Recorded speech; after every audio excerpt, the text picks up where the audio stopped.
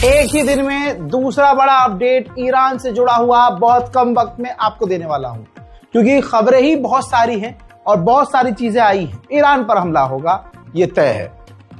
Israel ने clear कर, देखिए अंदर की जो खबरें हैं, जो खुफिया जानकारी आ रही हैं, वो भी यही है कि ईरान पर हमला होगा और इजराइल भी खुल्लम खुल्ला कह रहा है कि ईरान पर हमला होना तय है।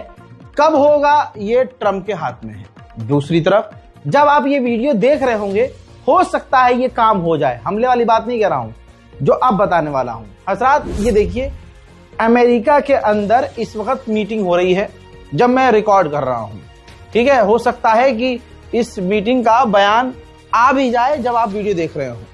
हजरात मामला ये है कि विपक्ष की पार्टी को ट्रंप की सरकार मना रही है कि ईरान पर हमला करने के लिए आप लोग भी राजी हो जाएं। अमेरिका कई बार ऐसी जंग लड़ चुका है और वेनेजुएला वाले मामले में बिना विपक्ष से पूछे हमला कर चुका है, जिसके बाद कांग्रेस और विपक्ष की पार्टी के दूसरे जो नेता हैं वो भड़के हुए थे कि भाई ट्रंप अपने आप हमला कर देता है, देश को खतरे में डाल देते हैं, अगली बार हमसे पूछ के करना, विपक्ष की पार्टी को मना के समझा के अग्री करवा के करना। तो ये वही चल रहा है। अभी डोनाल्ड ट्रंप पूरी ताकत से कोशिश कर रहे हैं और ट्रंप की सरकार विपक्ष की पार्टी को मना रही है कि सारी पार्टियां राजी हो जाएं और ईरान पर हमला कर दिया जाए। हजरात जहां मीटिंग हो रही है वहां अमेरिकी सेनेटर ने यह कह दिया पब्लिक के सामने, मीडिया में, कि बहुत सीरियस मामला है ईरान पर हमला, यह बहुत सीरियस मैटर है। तो ट्रंप प्रशासन को अमेरिका की जनता के सामने यह पूरा मामला रखना होगा। This is serious and the administration has to make its case to the American people.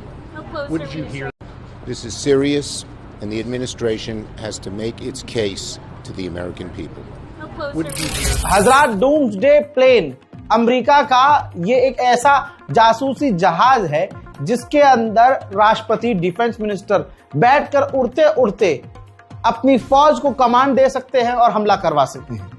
हजरात ये जहाज नजर आया है अमेरिका का, वॉशिंगटन में नजर आया है और ये कहीं से उड़ता हुआ आया है गश्त करके और ये उतरा है और ये दोबारा से टेक ऑफ करने वाला है। डोनाल्ड ट्रंप ने कहा कि हमसे ज्यादा बौखलाया हुआ ईरान है, वो बेचैन है कि कैसे डील हो जाए, लेकिन ईरान वो वर्ड नहीं कह रहा है जो हमें सुनना है।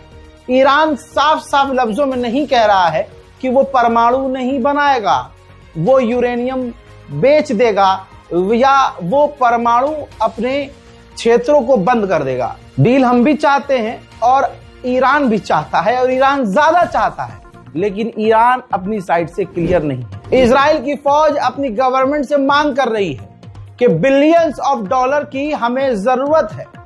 आप देखिए कि हमें ईरान से लड़ना है और हमें ईरान से लड़ने के लिए अपना बजट बढ़ाना पड़ेगा। हजरात ईरान ने अपना लेबनान के लिए एम्बेसडर बदल दिया है।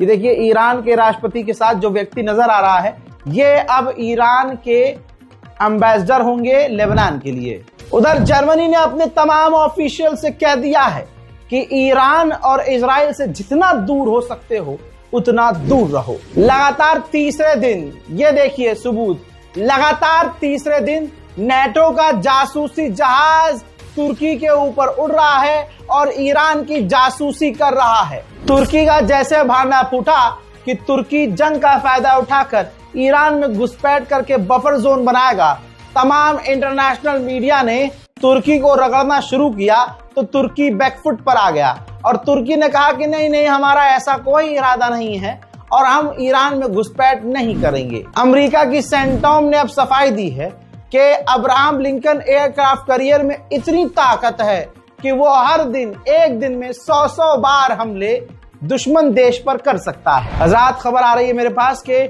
IRGC भी शांत नहीं है। बॉर्डर के इलाकों में IRGC खतरनाक ड्रिल शुरू कर चुकी है। उधर नेतन्याहू की एक वीडियो आई है जिसके अंदर नेतन्याहू ने ईरान को धमकाया है और दुनिया को बताया कि हमने ईरान को सीधी साधी लैंग्वेज में धमकी दी है कि अगर ईरान ने इजराइल पर हमला किया तो हम जवाबी कार्रवाई ऐसे करेंगे कि ईरान हमेशा के लिए याद रखेगा। इजराइल के ऑफिशियल ने फिर से किया है कंफर्म कि डोनाल्ड ट्रंप ने अपनी फौज को ईरान पर हमला करने का आदेश दे दिया है लेकिन वो हमला कब होगा ये कंफर्म नहीं है। ईरानियन गवर्नमेंट ऑफिशियल ने कहा है कि ईरान के प्रदर्शनकारियों को, स्टूडेंट्स को प्रदर्शन करने का अधिकार है, लेकिन कुछ रेड लाइन है, कुछ नियम भी हैं, वो क्रॉस रेड लाइन नहीं होनी चाहिए। و طبیعتاً حق به اعتراض داره. دانشجو زخمی رو بر دل داره و زخمی رو دیده که طبیعتاً از اون میتونه عصبانی بشه، ولی باید بدونیم که خط قرمزها رو باید همه ما درک کنیم. مقدسات و پرچم دو گونه از خط قرمزهایی هستند که باید مراقبت بکنیم در عین عصبانیت. हजरात, अमेरिका की हरकतों से लग भी रहा है कि अमेरिका हिचकिचा रहा है ईरान पर हमला करने से। दूसरी तरफ जो तैयारी अमेरिका की दिख रही है वो ये जता रही है कि क्योंकि इधर से इजराइल भी प्रेशर डाल रहा है अमेरिका पे कि हमला करो, हमला करो, हमला करो। तो दोस्तों, ऐसा भी लग रहा है कि हमला हो भी सकता है। कहीं कहीं ये भी लगता है कि अमेरिका की नाक पर बात आ चुकी है, इस वजह से मजबूरी में हमला करेगा। कभी कभी ऐसा लगता है कि वो हमला नहीं करेगा।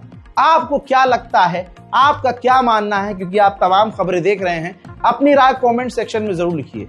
इस वीडियो को शेयर कीजिए, इस रिपोर्ट को शेयर कीजिए, और सुबह सुबह मैंने ईरान अपडेट जो आपको फज्र में दी है, यानी फज्र के बाद जो दी है, उस वीडियो को भी जाकर जरूर देखिएगा। फिलहाल के लिए इस वीडियो में इतना ही, इस रिपोर्ट में इतना ही। इस रिपोर्ट को शेयर कीजिए, अपनी दुआओं में हमें याद रखिए। जय हिंद।